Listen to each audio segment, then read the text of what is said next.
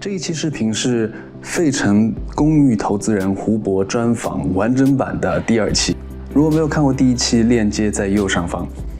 这一期的内容干货真的比第1期还要多，它的内容甚至于超过了一些付费课程的内容，只是采访的形式没有付费课程这么精简，但是内容真的是好内容。我会把每一个时间问了什么问题放到视频描述区，你可以直接跳转到你自己感兴趣的内容。当然我还是非常推荐从头到尾把它当作是 podcast 来听完，1.5倍速或者2倍速都可以。这一期的内容我为什么推荐呢？因为很少有机会可以听到一个投资人一五一十的把内幕告诉你怎么找到一个好的 deal 好的项目，怎么和这些 broker 搞好关系。因为公寓楼的市场好的交易都是在线下完成的，都是通过 broker 自己的人脉网去完成的。怎么去搞好这个关系，怎么维护这个关系，更加难得的是他甚至于说了他在之间犯过的一些错误。而且呢，我们会具体看一个项目案例，他之前做过的一个项目，他花了多少钱去买的这个楼，做了什么事情，最后以多少钱卖出。有一份完整的材料，如果你把邮箱留在评论区，我们可以把材料发给你。最后呢，我也是比较好奇他是怎么坚持下来的，因为做公寓楼投资和任何的生意都是一样，有很多的困难。他也在采访中提到了很多的困难，那他是怎么坚持下来的？中途中有没有放弃？好了，废话不多说，我们马上开始。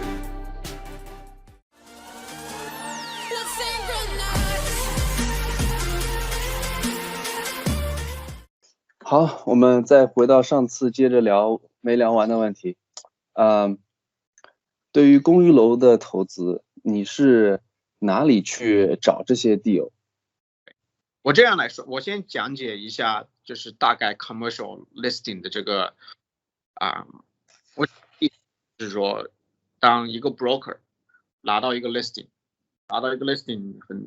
在 commercial world 里面，基本上是从 someone that is his connection， 比如说他的朋友或者谁说我有个20套公寓楼想卖，然后这个 broker 会拿到这个公寓楼，首先他会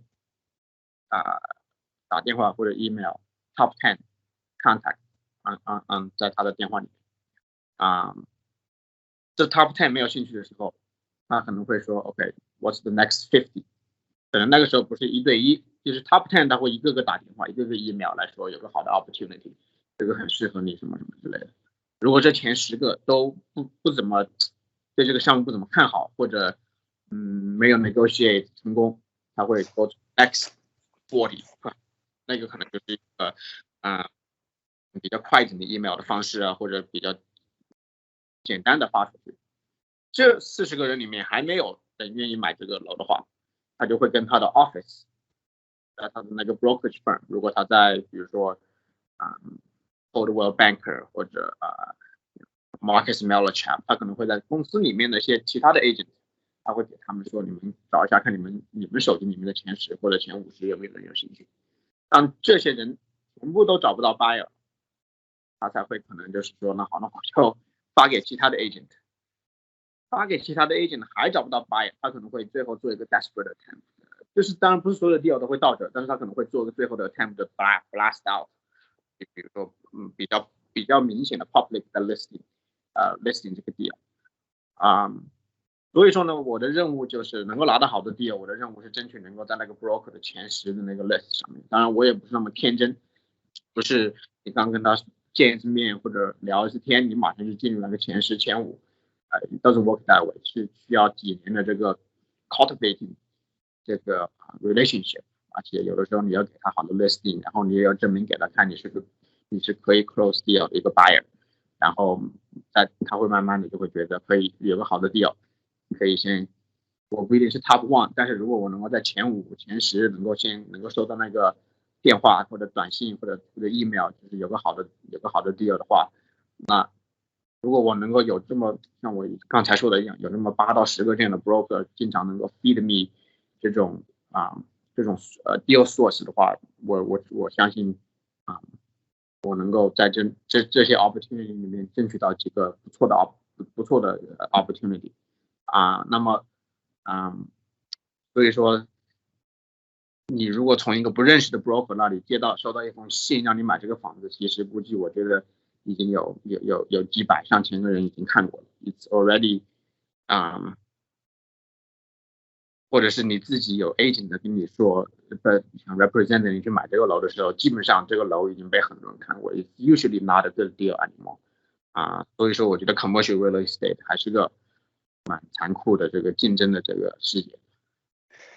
对，这个其实，从我自身兴趣出发，就我之前的 background 是那个做 development 嘛，也是要找 off market deal， 然后差不多的 process 也是有这么几个 top broker，Marcus Millichap，Mark Realty 在 DC 这边的，他们都是 main 就70%-80%都是从他们那边出来的，也是跟他们搞好关系。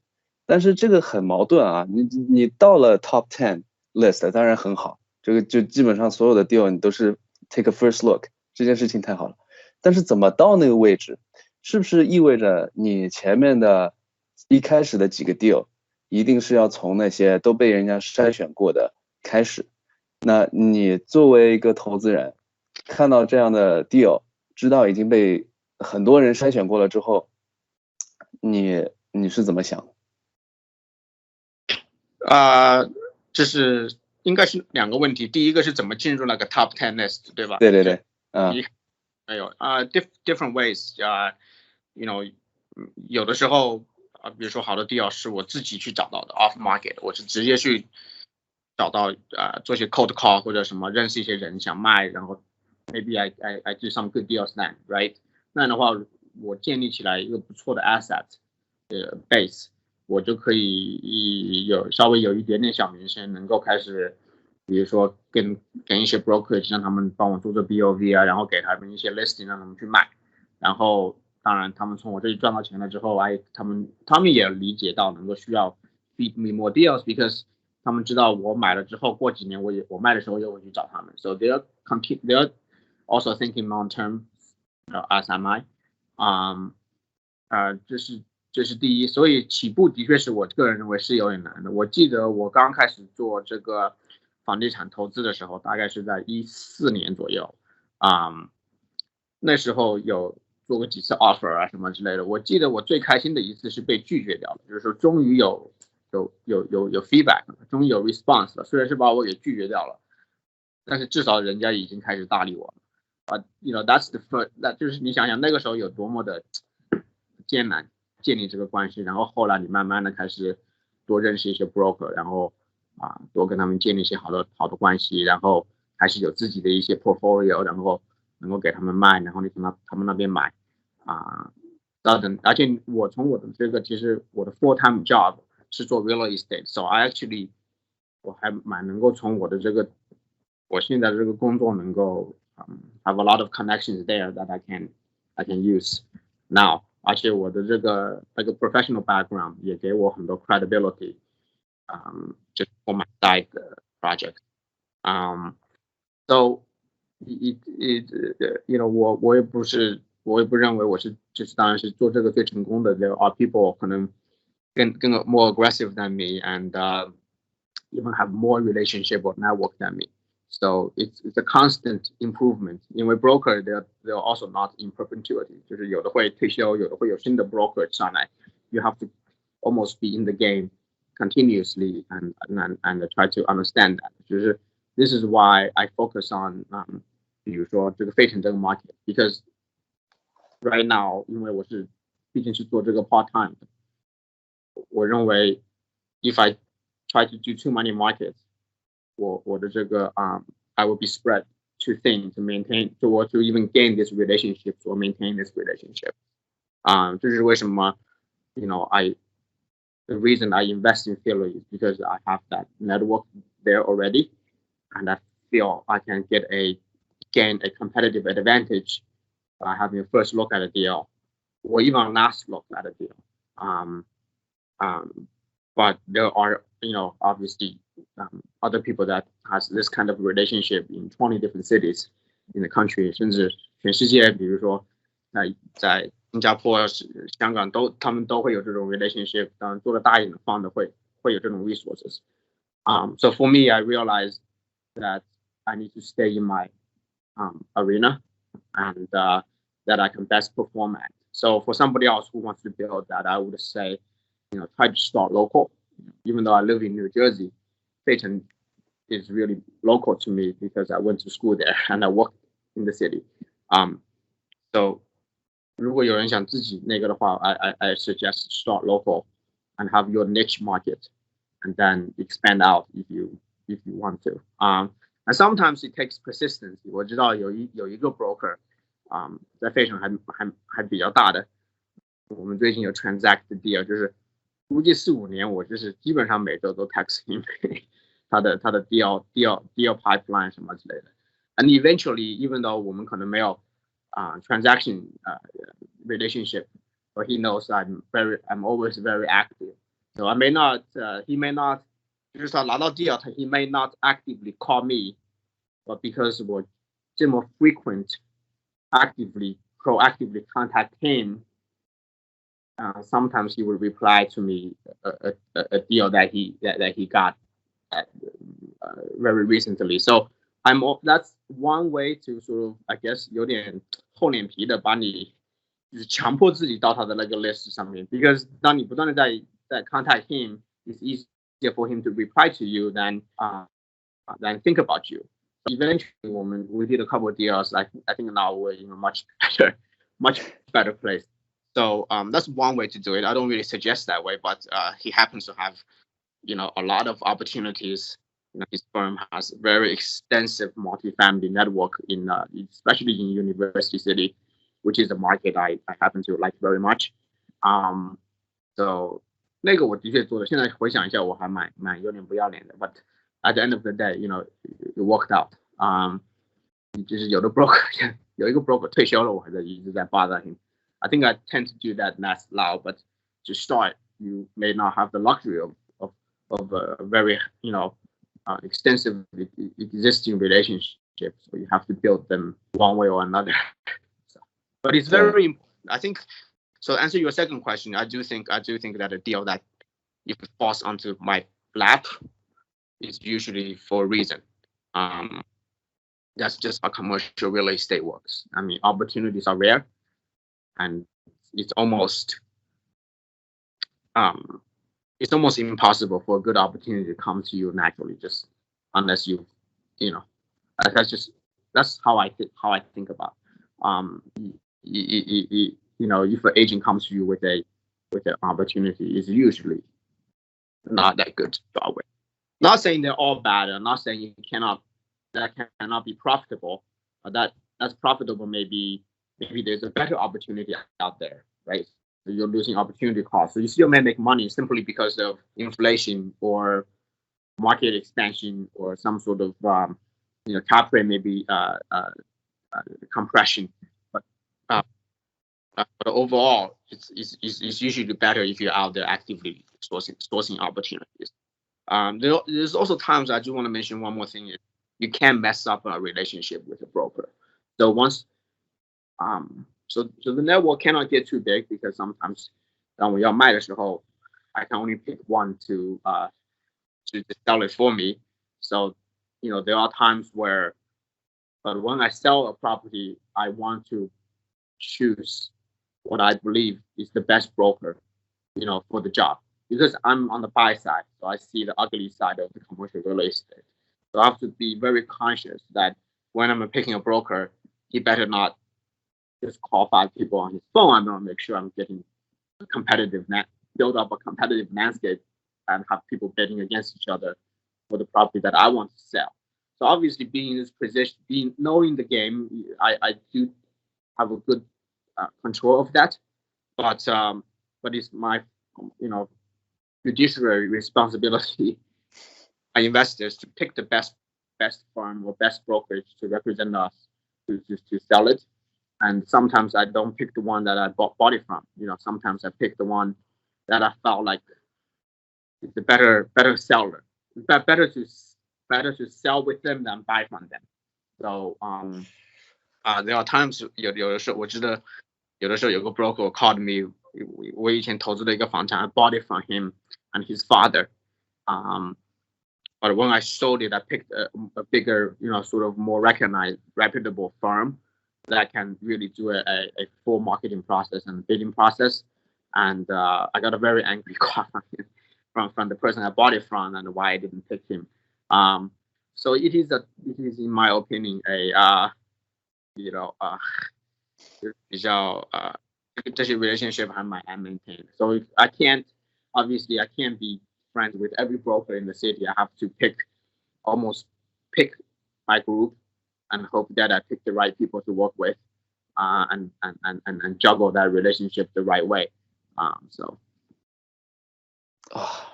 And one time a broker, one last thing you can mess up a broker relationship is I had worked with a very active off-market broker who sourced a couple of opportunities for me that I bought from, had been, actually very good. But recently he brought another opportunity to me, not very recently, a year ago. And, I took a very conservative approach. That was a very off-market direct owner, and I didn't end up buying it. So in his eyes that, I failed. He obviously chose me to try to get the deal. Just a off-market broker, he can't choose too many people. He usually chooses one. He works with one at a time. So he chose me, which I'm very grateful. But I have to look. I obviously value based on a lot of numbers and very performance and results driven. So I end up not being able to get the deal. And I think a few months later, that property went on the market and sold for about 20% more. And he texted me, and as polite as he could, in an angry way, that he said, Bo, I don't know what I need to do for you. I put a great deal on a silver platter and hand it to you, and you didn't take it. So that's when I say I apologize. Maybe I dropped the ball. Maybe I looked at it the wrong way, and it's been a while since I heard from him. So it's certainly not an easy landscape to maintain. Network relationships can be tricky, and can sometimes be overly dramatic. So it's interesting. 哇，这个特别感谢你很诚实、很 transparent 来说这些故事，我觉得会对很多人非常有启发的。而且你的确想想，的确是他们的，你要选择的卖的那个 broker 和买的那个 broker 要求是非常不一样的，所以你这个的确就是非常会出现，你从这个买的 broker 那边买，但是卖是选择另外一个 broker 卖。那像我觉得有一个细节挺有意思的，就是你一直在 text 那个很大的那个 broker， 你说每个礼拜 text 吗？我就是很好奇你会跟他说什么。我就说看看有没有什么what's in your pipeline, like what can I look at, anything interesting， 就是有没有最近没有卖出去的我可以看一看，或者有没有最近要coming soon to the market, I can take a quick look, and just remind him I'm here to buy stuff. Not every week, I would say. When 我没有 active deal 的时候 I starting to get a lot more chatty. But when I'm in like sort of an active deal or in the acquisition process, then I stop doing that because I don't want to have too much on my plate. So usually when I text him more frequently, he knows that I have the sort of the dry powder to invest and to invest.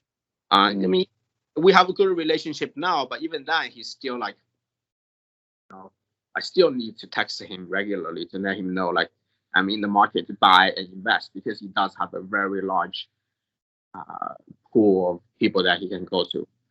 And he does, very wide range of price too. So not just my comfort range is between 1 million to 5 million.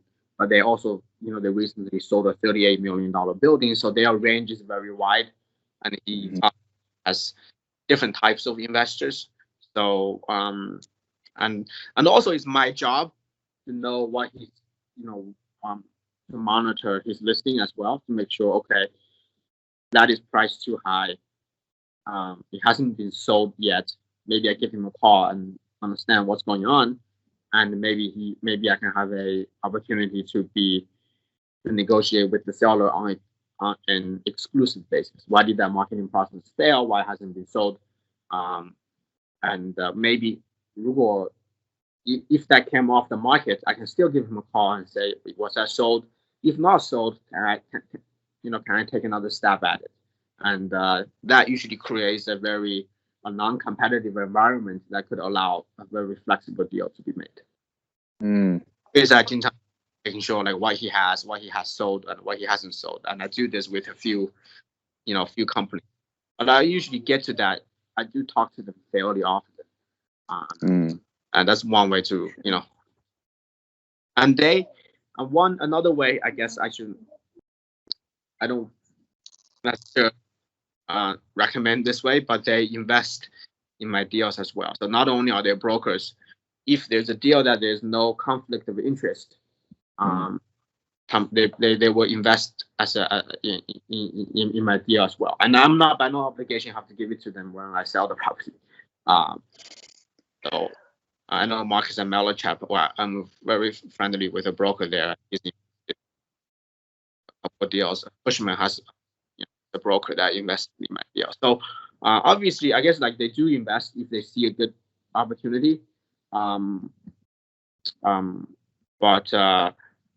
But having that, I think, makes the relationship even more intimate, because not only do I keep in contact with them for opportunities, but I have to be in contact with them because they're my investor, and I have to provide quarterly reports. I have to provide, when I make distributions, send them checks, hopefully, and give them K1s and all that stuff. So the relationship become much more than just a one dimension, becomes a multi-dimensional relationship with these people. 对，最后就是in the game， 就是你要 surrounded， 就是你的存在感非常的强，在他们的眼中，他们会时刻就是会想到你，因为你经常在跟他们联系，就是 investor 也好 ，looking for a deal 也好，你找 listing 也好，这个是非常有意思。Mutually relationship, I would say. 对。双方都互赢互利的 relationship would be the best. But that cannot always be the case because, sometimes what works for me and my investors, not necessarily for them. 对于整个commercial real estate 不是特别了解的人来说，为什么他们是 work one at a time？ 就为什么不是 blast it out？ 就 get it 立马就 blast it out？ 为什么是要一个一个investor 去看？ Right, like I think something like brokers like to go to investors that can certainly transact, right? 他们不想 bring a stranger to the seller and maybe sign a contract and the deal doesn't work out. The seller is just going to get mad at the broker. And I've seen one very reputable firm butcher a very big deal in University City. And the seller sort of broker 也在，我觉得 broker 可能比我更加的经常在走上司一下子做好，他们可能就会有大的损失。就是你如果有个 listing, you don't have unlimited chances to do the deal. So you don't have 100. You can't work with 100 buyers. If this one doesn't work, you go to the next one, and go to the next one, go to the next one. Each time is limited. Market also changes. You want to do the deal as fast as you can. So if you're the broker, his owner gave you this opportunity to sell his property. You want to make sure you're putting the best foot forward. You're choosing a strong buyer who has you trust, that has transacted before and has a good record of transacting. Because if that person fails, you might lose this opportunity. You might have a chance to go to a second or third, but you may not have fourth or fifth. So, for a broker, it may not be beneficial for him to go to a stranger, right? Or someone who's never or doesn't have a good track record themselves. Doesn't mean you can't. When I sell a property, I want to make sure like this gets blasted out to everybody. But even as an owner, I still want to pick the one that I still rely on the broker to pick. I will discuss together and we select one that's a strong buyer, right? Doesn't necessarily have to be the person. The broker doesn't have to know this group, but that group certainly has to have some reputation that they're real. Just real estate, 我觉得还是蛮 especially in the lower bracket. So in like boutique investment, the barrier to enter 还是蛮 low 就是说大家都喜欢看 real estate， 大家 anyone who has some savings in the bank look at real estate. So I think it's crucial for the broker to know what he's doing, like to bring in somebody who can close the deal, who's not going to make a lot of trouble, and who understand how to make a deal, who's reasonable, fair, right? Not someone who's 就是很刁难的买家，或者没有这个经济实力的买家，或者如果他们需要 financing, someone who you don't even know could qualify to get the financing. 就是 broker 就是 make sure. That's why broker like to bring people that he knows, his work knows. 就是说，如果是我的话，如果是胡博，就是好像前几个月就买了一个类似的楼，贷款也很成功 ，negotiate 也很成功，做 due diligence 也很快，他们有自己的 team 做这个 property inspection 和 environmental， 然后他也有很好的 lawyers， 就是交流 negotiate contract 方面都会做得很专业。Like I want to be someone, I want to have that reputation to a broker. So or versus broker choose not maybe a little bit higher bid, but that person he's never heard of, doesn't own much nearby, and don't know if the bank is even going to approve his financing, or even he has a fund or has the capability of raising that money. And if that's not successful, the seller wasted a couple months.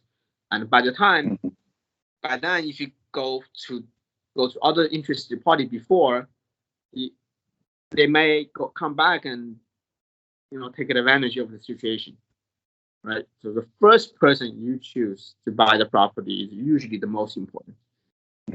When I go to a bid and if I lose, give me a call back. If the first deal didn't work out, I usually sense a lot of weakness on that. I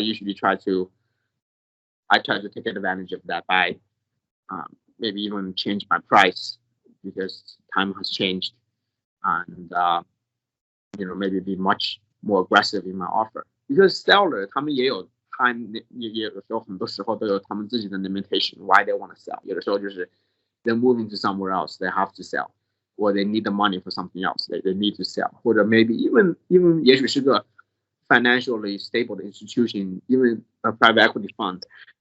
他们可能 maybe the 5 years is up. They need the investors are redeeming money. They can't wait for too long. So, 或者他们的那个 loan is nearing maturity date and they need to sell quickly. So that makes the first transaction all that important to make sure that it does go through. And if the broker butchers that opportunity, the seller may switch to another brokerage. So, if 如果你是 broker, you want to make sure you're picking your A team, not your B team or some random team. I mean that person will be very good, right? Doesn't mean like it's not. You'd rather pick someone for a fact. So. 对，这个你前面正好提到说就是为什么seller 要 sell， 就是首先你的那个 strategy 主要是 value add 对吧？你不太会买 core plus 的asset。对，绝大部分我们是 value add， 因为我认为也会有 core plus 的 because I think it depends on the time of the cycle. 有的时候you try to take advantage of perhaps a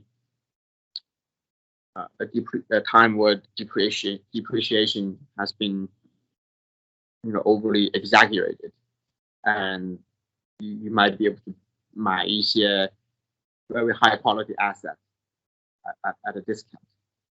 And you take advantage of the time in this real estate cycle. And you might be able to get very good cap rates and very good cash flow immediately. And there are times where you want to, when the market starts rising and things are getting more expensive, you might want to look for cheaper, lower base, value-added product where you could, build up, complete the product and sell it to buy at a different time in the cycle who the core plus product are much more preferred. 那些 value add product， 你在找他们的时候，这跟那个 retail 的，就是大家住房还是不太一样。就是住房的时候，买家也是一个 retail， 然后卖家也是一个 retail。那你如果是 professional investor， 你可以就是 buy wholesale， 然后卖 retail。但是在 commercial 领域，大家基本上都是一些 professional buyer。他们为什么会要把这些 value add 的property 卖掉？为什么不自己去做这个 value add？ Right， 我觉得 you'd be very surprised how many real estate, especially multifamily, is not owned by by institution. They're owned by family. So in Philadelphia, for example, if you look at the top 10 biggest real estate owners, I think JLL did a study. 6 of them are families. So they dominate the market. And when families hold a real estate, they often they're often not as efficient, right? They're just cash flowing, and they often don't necessarily implement renovation programs or capital expenditure programs, the way a value-added investor would do it. So when there are changes, for example, internally within the family, that could also lead to some opportunities. They may unload some assets, or if the family sort of grows, they might unload some smaller assets, properties, because they've lost interest in that scale. They're doing bigger, they're owning bigger stuff, and they might want to focus their money effort into managing a bigger building, and then might sell a small building to somebody else. And again, like I said, I think the biggest opportunity when the family sort of internal changes. If again, I don't wish that, but if the patriarch of that family passes away, that usually leads to an opportunity that they may sell a lot of the properties, because cash is much easier to divide as inheritance than a property. 就是说，你如果有个，因为公寓楼不是说什么你有个50套的公寓楼，你可以把10套分给这个，10套分给那个。You usually don't condo them. So how do you split a building 7 ways? You can't cut them. So the best way to do that is sell that building. Then it is quantified, and you can divide that very easily mathematically. So that creates quite a bit of opportunity if you can buy it from a long-term owner. Or long-term property owned by a family for a while, and that's just ready to liquidate the assets. And usually at that time, the building is being kept for so long, it needs some updates, and that's when we can buy at a lower base, and being able to have the money to put in the property and make it and upgrade them and making them into much better product. 对。OK， 我们接下来说一下，就是你如果拿到了一个 deal， 然后你通常要花多少时间去决定说 this is the one， 就是 go ahead， 或者说有一个 offer price， 你大概需要花多久？一个好的 property， 我觉得 I think for what I'm doing, certainly bigger project for the more complex situations, I need to really sit down and study or even talk to more people. But 比如说有些 development deal， 我们可能要 set up 5 meetings with 各种 GC、各种 architect、各种 zoning attorney over the course of the next few weeks to understand what we're buying and what we're doing.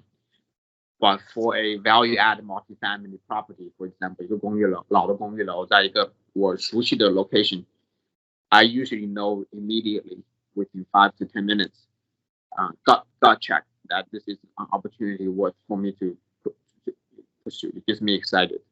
And then obviously I do my underwriting fairly. I would do like preliminary analysis. Usually, but for these opportunities, I know I need to get back quickly. So I would react usually within half a day to a day to maybe put in my initial offer and go from. But obviously, to actually get the deal, there are a lot more modeling to do and more research. And even after the contract is signed, you still have a period of due diligence and property inspection, reviewing the lease, reviewing real estate tax, zoning, utility bills, and all that. That's the process. But for me to sometimes know if this seems like a good deal, can be very quickly. Then I make sure I put that in paper. I need to make sure that it also looks good on paper in a model, because sometimes my gut check is not always correct. So being disciplined and underwriting them, it's also a big part of that. But I think usually if I feel like that's a good opportunity, I put a lot of effort to it immediately, and I try to get a response within half a day to a day. Commercial real estate, a good deal can be very quickly sent up. So I tend to not want to wait for somebody else to scoop in and take it. 然后你拿到这个 property，你要去 lease up， 这个事情是你自己去做吗？还是怎么去 lease up？ 对，现在是我和我太太在做。She's a licensed realtor in Pennsylvania and New York. So she helps me with listing, marketing. 然后I usually do most of the showings. 然后我 locally 我有两个 helper who can also help me with. 他会做一些，他们会去里面做一些简单的 touch up。做一些 cleaning， 也会做一些 showing. So it's more team effort, and we try to like 我们现在也不是so we try to everyone try to help where they can. 现在所有的 property 都是你们4个人在管，然后分工也挺明确的。你那 maintenance call 60几个 unit， 你大概多经常会收到这种 call？这个我们一般都是一个星期就会几个。对，那你有怎么样的一个 system 去管所有的这个东西？就是他们基本其实这个还蛮we try to make it simple for the tenants， 因为我觉得就是 tenant satisfaction 还蛮 important for retention rate. So they usually text my wife and I directly with issues, and then we sort of log it to our 我们自己的那个 work log, so like they get done on time. 所以你跟你太太是属于 on top of 就 point of contact， 是那个所有的 tenant 的 point of contact. Yeah, 就是 we want to feel like we respond very quickly. 就是我不想他都是就是比如说有的公司会有 online inquiry, I don't want them to feel like they have to wait for a long time before someone even sees the message. For us, like we receive it right away. 我其实有个蛮好不好的习惯，就是 I check my phone very, very, very often. 所以如果哪天以后我们去吃饭什么的时候，你forgive me in advance that I check religiously. 对。接下去就是一个比较难的问题了，就 COVID 的期间对你们影响是怎么样的？我觉得有点影响。Rents have gone down a little bit, but our occupancy is basically, 100%. And I spoke to other property owners, and their buildings are, very high 90s. Because Penn 加上它周围的那个宾大医院 provides certainly a lot of jobs. And so actually, even though student population has gone down a little bit, the number of employment has gone up because of the hospital nearby. Supply and demand has been there. It's just certain fluctuations in certain unit types. So, for example, 3 bedrooms that targets students a little bit more. Price, the demand has gone down. But the studios and 1 bedrooms, actually the rents have gone up a little bit because of the inflow of more healthcare workers. 这个很有意思啊，这个很感谢你 share 这个 insight。OK， 好 ，technical 的部分我觉得就差不多了，我们接下去就可以直接说一下，就是你最近的跟我们说一下你最近完成的一个 project， 或者说正在进行的，我们做一个 deep dive。可以。首先它是给我们一个 overview， 是几个单元，什么时候买的？这个是它是3个。相当于3个 triplex， 2个是 triplex， 有一个是 duplex， 所以加起来是8个 unit， 基本上在一块，2个 building 是 next 学校的 ，third building 有一点点距离 ，but still very close。然后我是2015年买的，那个时候就是 the listing agent， 他的 boss 就是那个 firm 的 broker 是我的朋友。So I was able to, get know this project fairly early in the process. And the owner basically, this is family-owned property, but the owner passed away. And by the time this was for sale, he had passed away for almost 2 years, actually. So this is sold by the power of attorney. It's an estate sale. So because, obviously he passed away, the property was neglected. So at the time we saw this, he had out of the 8 units, only 2 of them are occupied. And so the other units, even though I think they're in decent shape, 还是需要一些装修和 cosmetic improvements. So because of the lease up risk, and the additional capex we need to put in, I would look at this as a light value add opportunity. So because of the estate sale, they just did a 1 round of closed bidding. So everyone put in the sort of the offer. Best effort in a way, but you obviously don't want to lose the opportunity because this is a good opportunity. So you don't want to be too low because you don't have a second chance, but you also don't want to be too high, or else you might risk overpaying or paying more than you need to. So definitely a tricky spot. So being able to,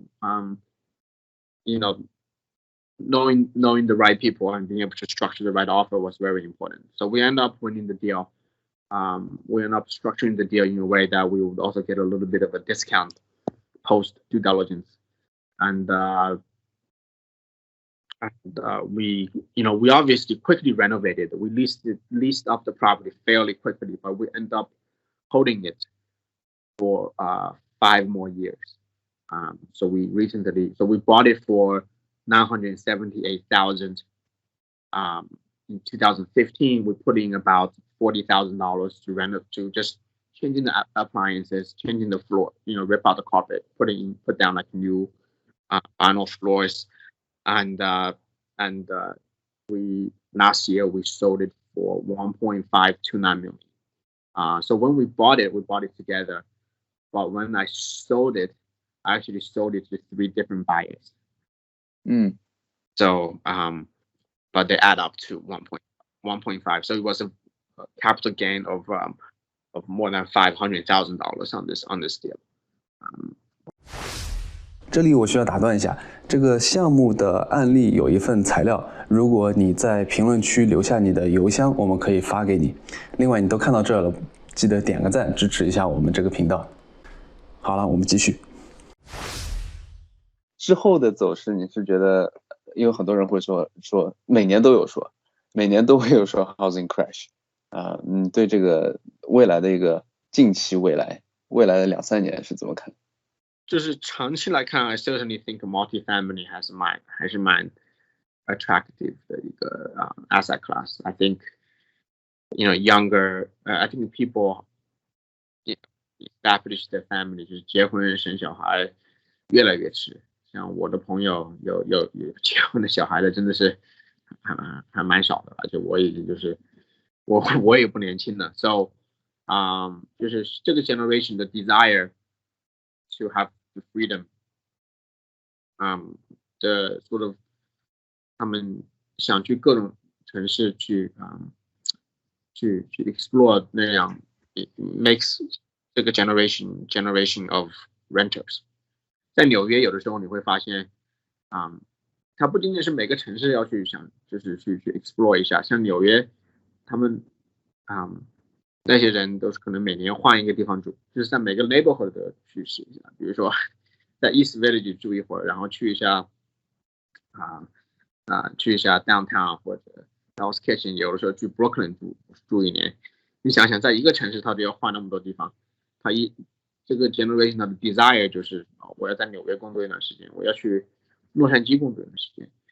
Maybe I want to go to Singapore for a couple of years。不仅仅是在国内，他们可能要去国外 ，and they're just not settling down. And the cost of renting is just cheaper than owning. And the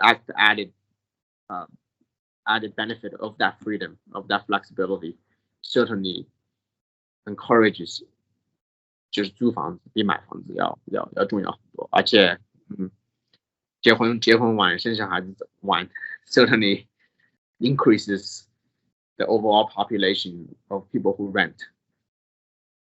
你对过去的这么些年，因为你现在是 full time， 其实你前面说自己有一定年纪，其实你也没有特别的，你现在是几岁？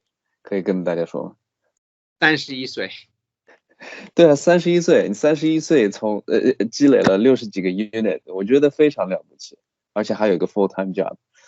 我们能够再重回到最开始的那些决定你是怎么决定说要开始做这个 multifamily？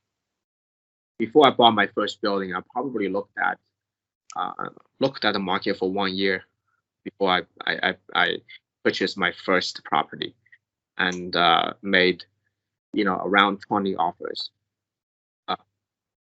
and then made that one work. And then that one also took my time.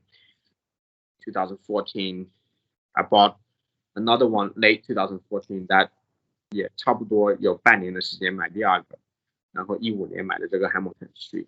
So really like 不是买一个，然后隔一2个月又买一个，就是 more like 买一个先探索，慢慢的 learn. And the first one we bought it very cheap. 现在还 own it. So we own that one sort of like I own that one directly myself. So I'm not really eager to sell. And it wasn't by no means. I probably made some mistakes even in renovating it. And it certainly wasn't like a perfect investment, but I learned quite a bit from that and made the second one, the third one, the fourth one much more successful.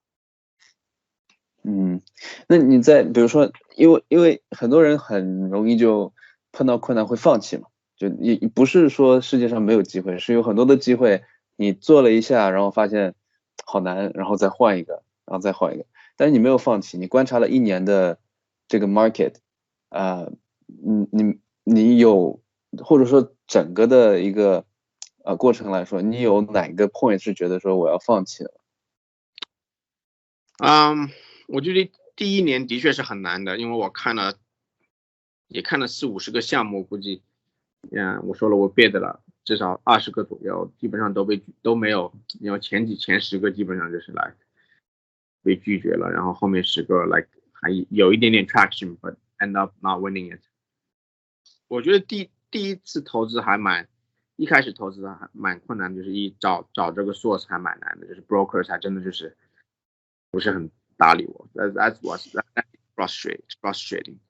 有的时候你去买一个楼，你连看都还没有机会看，已经卖掉了，就是或者有的 broker 还蛮刁难的，他会 list 一个楼，然后跟我说去 vacation， 其实估计就是拖延时间 for maybe his buyer。And 在 follow up 的时候都已经卖了 ，so certainly 的被排挤也有他的这个 frustration。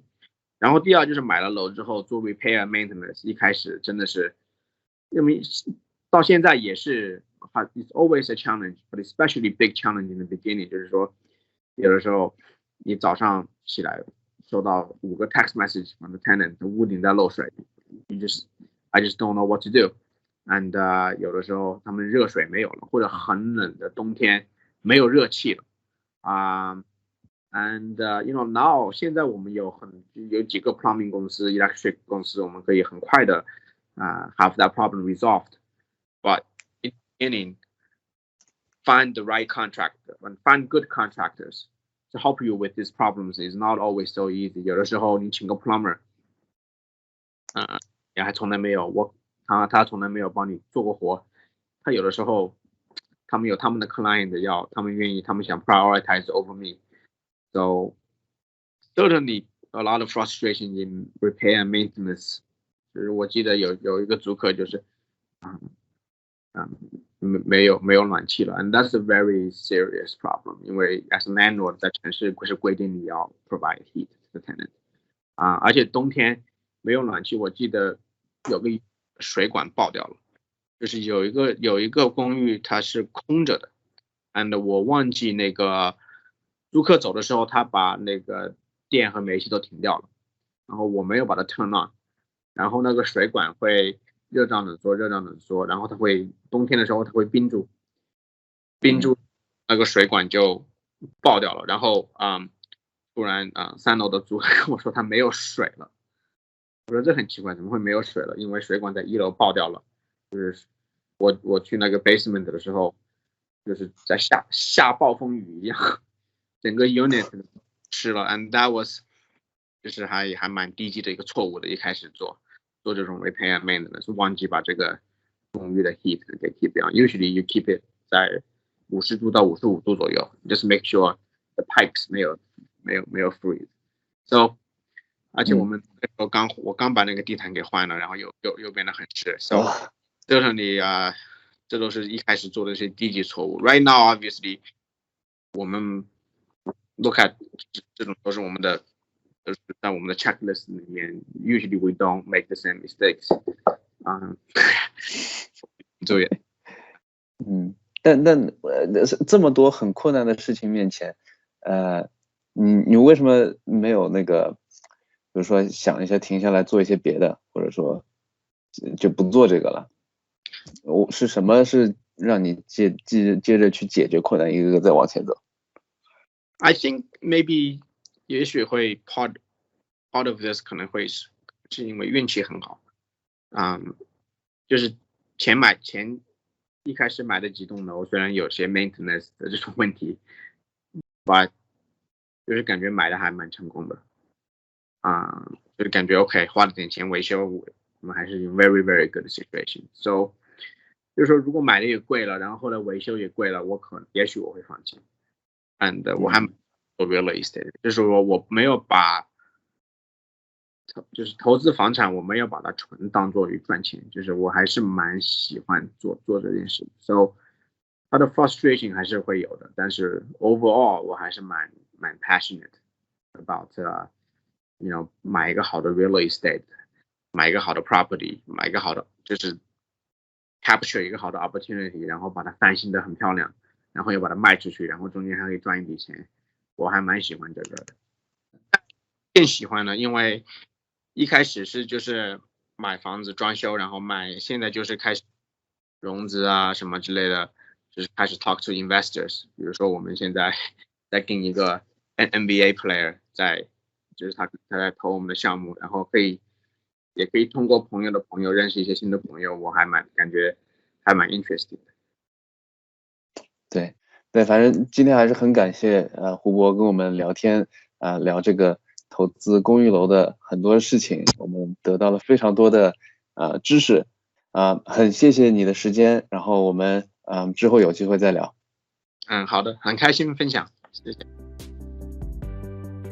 好了，这就是采访的全部内容。如果你完整的听完了2期，那恭喜你，你收获了在别的地方听不到的知识。记得继续关注我们这个频道，我们下次再见。